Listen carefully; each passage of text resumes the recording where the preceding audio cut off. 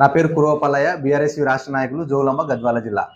మరి నేడు రాష్ట్రంలో ఇవాళ నదులలో నీళ్లు పుష్కలంగా ఉన్నా కూడా వాటిని ఒడిచి పట్టుకునే దిక్కు లేకుండా ఇవాళ వరుణ మహాయాగం పేరుతో నాటకం ఆడుతున్న రేవంత్ రెడ్డి సర్కార్, కాంగ్రెస్ ప్రభుత్వం కేవలం తన తప్పిదాలను కప్పిపుచ్చుకోవడం కోసమే ఇవాళ మహావర్ణయాగం అని చేస్తా ఉన్నాడు.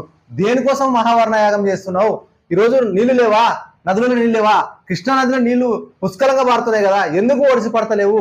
ఎందుకు పాలమూరు రంగారెడ్డికి కింద ఉన్నటువంటి రిజర్వాయర్లను నింపడం లేదు? ఎందుకు ఇవాళ ప్రాజెక్టులను పడవ పడేసి నీళ్లు లేవని ఒక కుంటి సాకుతో అబద్ధాలు చెప్తూ ఈరోజు ప్రజలను తప్పుదో పట్టించడానికే యాగం పేరు చేస్తున్నావు. ఇవాళ నీళ్లు లేకుంటే ఒకవేళ యాగం చేసినా దానికి ఒక అర్థం ఉంటుంది. ఇవాళ స్వయం తెలంగాణ రాష్ట్ర ముఖ్యమంత్రి రేవంత్ రెడ్డి గారే ఈ రకంగా ప్రజలను మభ్యపెట్టే విధంగా, ప్రజల యొక్క దృష్టిని మలిచే విధంగా ఇవాళ మరి డ్రామా ఆడుతున్నాడు, నాటకం చేస్తా ఉన్నాడు. ఇవాళ కాళేశ్వరం ప్రాజెక్టులో లక్షల క్యూసెక్కులు కిందికి పోతున్నాయి. ఎందుకంటే ఈ వర్ణయాగం వాళ్ళ గురువుకి దక్షిణ చెల్లించుకోవడానికి కర్ణాటకకి, ఏపీకి నీళ్లు పోతున్నాయి, తెలంగాణలో నీళ్లు లేవని వర్ణయాగం పేరుతో నాటకం ఆడుతున్నటువంటి ఈ ప్రభుత్వం, ఈ దౌర్భాగ్య ప్రభుత్వం ఉండడం ఇవాళ దురదృష్టకరం. ఇవాళ వర్షాలు సరే ఎన్నైనా ప్రభావం వల్ల వర్షాలు లేకపోయినప్పటికీ ఇవాళ పైన కురిసేటువంటి వర్షాల వల్ల పుష్కలంగా నిలబడుతున్నాయి. ఇవాళ జూరాల ప్రాజెక్ట్ కృష్ణానది పైన దాదాపు 39 గేట్లు తెరిచి కిందికి పారబోస్తున్నారు కదా, మరి ఎందుకు ఒడిసి పడతలేవు? ఎందుకు పంప్ హౌస్లని ఆన్ చేస్తలేవు? ఇవాళ కృష్ణానది ఇవాళ మన కృష్ణానది మీద ఉన్నటువంటి నాగార్జున సాగర్ ఫుల్ చేయొచ్చు, శ్రీశైలం ఫుల్ ఉన్నది.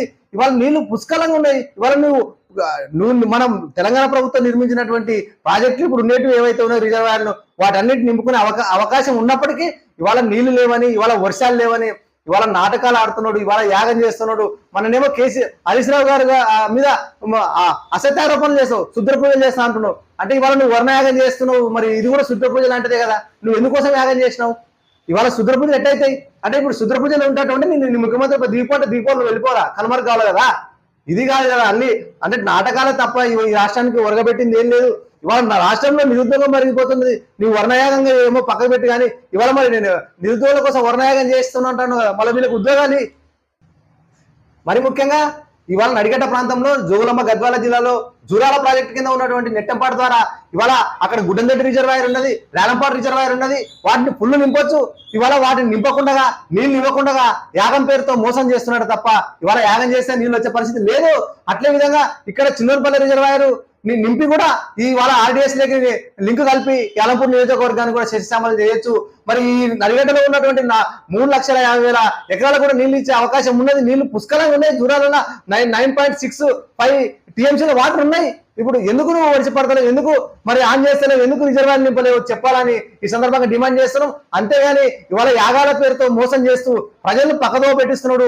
మన రాష్ట్రం తెలంగాణ రాష్ట్రంలో నీళ్లు పుష్కలంగా ఉన్నాయి. అటు గోదావరి నది పైన పుష్కలంగా నీళ్లున్నాయి, ఇటు కృష్ణానది పైన పుష్కలంగా నీళ్లున్నాయి. నీళ్ళన్నీ కిందికి పోతున్నాయి. వాళ్ళ గురువుకు గురుదక్షిణగా చెల్లించుకుంటున్నాడు తప్ప ఇక్కడ పాలమూరు నాశనం అయిపోతున్నది. పాలమూరులో దాదాపు 12,50,000 ఎకరాలకి ఇవ్వాల్సినటువంటి నీళ్లు పుష్కలంగా ఉంటే కూడా మనం పట్టుకోలేనటువంటి దౌర్భాగ్యమైన పరిస్థితి ఉన్నది. మరి ఇవాళ పాలమూరు బిడ్డని చెప్పుకుంటున్నాడు. మరి ఇవాళ వర్ణయాగం పేరు ఎందుకు చేస్తున్నాడు అర్థం కాని పరిస్థితి. అక్కడ కూడా ఏమని చెప్తున్నాము, కాళేశ్వరం ప్రాజెక్టు కూడా వర్ణయాగం చేయిపోయి మరి ఇవాళ సాగర్కారనే కాదుగా చేసేది. మనకు రావాల్సిన నీళ్ళు ఇక్కడ ఉంటే కూడా ఇవాళ వర్ణయాగం పేరుతో ఇదంతా ఒక డ్రామా తప్ప ఇవాళ అభివృద్ధి ఏమి లేదు, శూన్యమని ఈ సందర్భంగా హెచ్చరిస్తూ డిమాండ్ చేస్తున్నాం.